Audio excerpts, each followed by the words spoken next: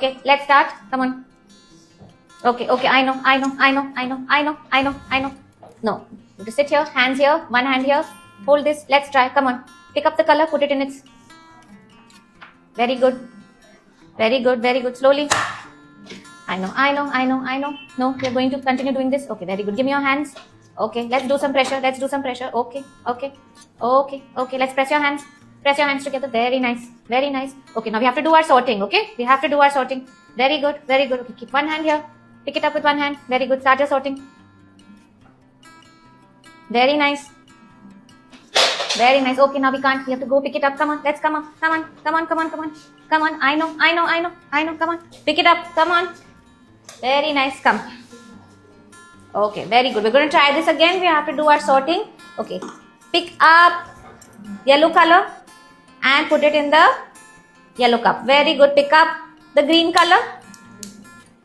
Excellent. And put it in the green. So now what happens is that one thing I want everyone to know is that children who will have sensory needs in terms of tactile needs, who may want to hit, who may want to scratch, who may want to do other physical needs with their hands, one need to understand the establishment of boundaries. So of course they have pressure sense. So if you notice, I gave the child some pressure also. However, the child needs to still know what to do with their hands when they are doing this, because automatically through their body, what they learn and what they already know is to keep fidgeting, is to keep throwing, is to keep doing this. This is automatic for them to now.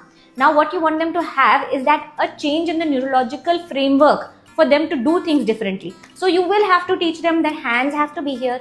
You have to be extremely patient. No hitting, no screaming at them, no telling them hands यहाँ होने चाहिए, ये क्या कर रहे हो, गलत कर रहे हो, फिर से ठीक से रखो.